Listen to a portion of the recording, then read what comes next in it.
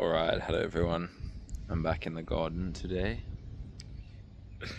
This is where I like to film nowadays. And what I wanted to share today was just a message for you, for anybody that finds this video, that the foundation that you need to lean into is just trust. It's so simple, but it requires a leap. It requires a leap because the mind doesn't want to trust because it wants a reason to trust, but that's not trust. Right? Trust is to let go without knowing where you're going to land. And this is what most people's minds don't want to do, right? I can see the identities trying to be held on, in some of the comments or some of the videos. It's like, I don't know, I don't understand, how do I let go, how do I, how? You're not going to get that answer. Trust is, it is a leap of faith in a sense of, there's an intuition inside of you that says, let go, go deeper. Believing the doubts, believing the fears, believing the whatever hooks that are coming into your mind, right? And wanting you to grab on. I don't know.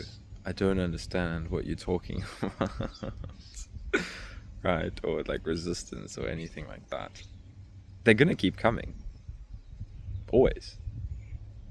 Right? Maybe someday they stop coming, but they're gonna keep coming until you just don't give a fuck about them anymore. Right? So this is the work for you to do. It's a willingness, right? Are you gonna grab on to the old identities, the ones that's like, right? Your mind is gonna say it. It's gonna be like, hey, you. So it's not gonna say it in that sense. It's gonna say it, and it's gonna feel like you, and it's gonna say, I don't know what he's talking about. I don't know how to kind of find peace and, heal and awaken, and I just don't know. I don't understand. It doesn't make sense. That's fine. It's not an exam. Right? This is old conditioning. This is old learned patterns from school, that you need to know, that you need to have it all figured out. That's not what I'm talking about here. It's a free fall, it's a trust. So what you need to do is you just need to trust what is coming up in your life. And trust a deeper kind of intuition, right? This is the difference between intuition and doubt. Intuition generally comes first and doubt comes in afterwards and makes you doubt your intuition. Because intuition doesn't always have a fucking 5-step, 5 pages explaining why that you have that intuition. That's the point of intuition. It's intuitive, right? It's a simple knowing. And then the mind wants to come in and say, well, yeah, but how do you know that, right? That's not safe. I don't like this. I want to question it, blah, blah, blah, blah, blah, right? So that's doubt. Now, which one are you going to choose? You're going to choose the intuition. That's like, sure, it's scary. It's scary to just trust and start doing things without pre-thinking it, without mentally preparing myself for what's going to be safe and what's going to be scary and what's going to be dangerous and what I need to prevent from happening and what I need to control. And I don't want to do this because then that's going to make me feel like that, and if I feel like that, then I'm going to stay stuck, and then I'm going to get sick, and then I'm going to, that's living in fear, that's living in doubt, that's grabbing onto those thought patterns which are going to come. But the difference is you just stop giving a fuck. Right? I mean, that's obviously oversimplified. Like, there's definitely work that you can do, which for me was a lot of meditation, that helps you to disidentify from your thoughts. You see a thought arising, and you realize that when you believe that thought, when the thought comes and you don't realize it's a thought, that's when you get entangled in it. and suffer, and things feel so complicated and difficult. So obviously there's work to be done in that. If you get identified with your thoughts, then you want to practice noticing thoughts as thoughts. Sit, put your attention on your feet on the ground, put your attention on the sensations of breathing, and then notice whatever thoughts come up. Here we go again, blah blah blah, right? Whatever it is. It's not about stopping the thoughts, it's not about getting rid of anything. It's about when that thought comes, does that thought control your life? Is that thought who you are? Or are you sick of it and it's just like, well, you can be there? Coco has something to say. But yeah, so then the trust aspect comes in when you don't know what's on the other side of not thinking and being attached to thought. That's why we attach to thought, right? It's rather the devil you know than you don't. To let go of thought, there's not a devil on the other side. The devil is believing the thoughts, right? But that's what it is, right? The mind chooses the same familiar suffering over the discomfort of not knowing. But not knowing is aliveness, right? To live with one foot in the unknown, but to actually step into the unknown, right? It's one thing to touch into the unknown, but to actually meet it moment to moment when life presents it to you, right? Here's an opportunity, but you don't know what's on the other side, right? Who the fuck knows what the opportunity is? But the entry points to the unknown is with you, moment to moment to moment to moment to moment. You just have to be open to it, and you just have to see, when am I clinging on to what's familiar? And then don't do that. Right? So whatever it is, whatever stage you're at, right? If you're listening to this because I talk about healing and chronic illness and all of that, then take a step into doing something that you want to do that you don't know how it's going to play out. Or maybe you sit and you meditate and you feel into your experience without an agenda of trying to heal, trying to fix, to just be and let go.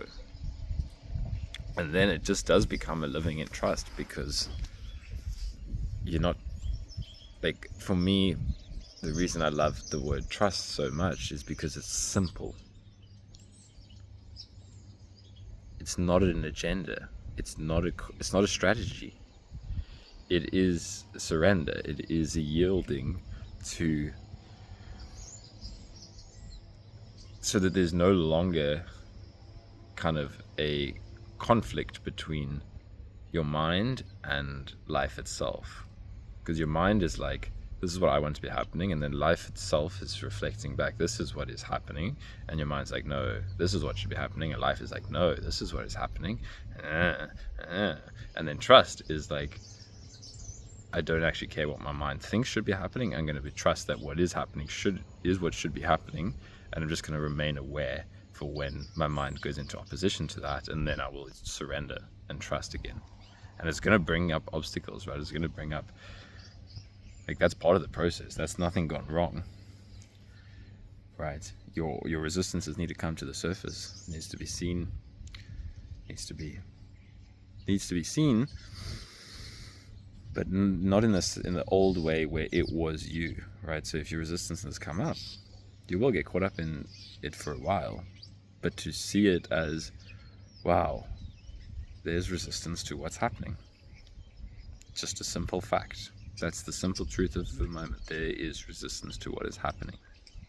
If you can see that, as opposed to what is happening is wrong, it shouldn't be happening, and it's a mess up, and blah blah blah blah blah.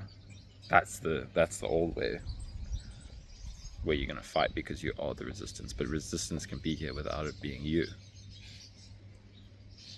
The same way, I mean, these analogies are very cliche, but there's a reason that they're used, and it's like, there can be a cloud in the sky without the whole sky being the cloud.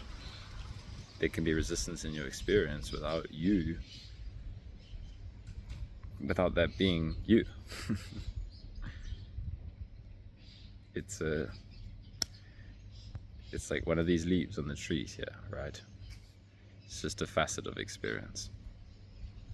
But you want to be able to know all facets of experience without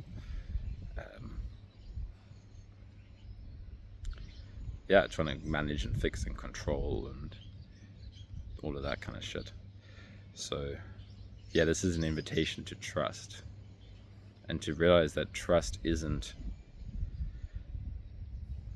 backed by a 10-page essay of why it's okay to trust. To go back to where I started this video, that's the point. It's a leap, it's a letting go, right? It's like you're standing on the edge of a cliff, and a part of you, whatever, there's like all your old life behind you, and it's like you can turn back and go to there because you know it, or you don't know what's on the other side of the cliff, but you just jump off, right? This isn't maybe an experiential analogy of what it can feel like to take that leap out of thought, but I'm not advocating that you should go jump off a cliff. But there's a good movie, it's called Vanilla Sky, with Tom Cruise in it, and at the end of the movie there's a scene like that, where to wake up out of his dream, like he's in a dream, like a Matrix or whatever, and he had to jump off like a building, not like it felt like he was going to die, but it was that leap of faith to realize that, okay, well, anyways, I know that this is the right way, so I've got to go there any case. And that's exactly what I'm talking about. But you don't need to jump off a building, but you do need to do that kind of inwardly. What it might feel like is to go into those spaces that just feel so, if you don't grab onto a thought, where do you land? And if you continue to do that, right, continue to not grab onto a thought, let a thought be there, don't fight with a thought. But if you don't tie your identity into a thought, who are you? Right, it's very small, it's very scary when we have all our identity tied in to thought, to have that threatened. But the point is that that's not you, that's an arising in this. The same way as like a wave arises in the ocean and then it passes and then it's gone in the oceans and didn't really have an effect. That's the same with identity and you. Alrighty, good luck.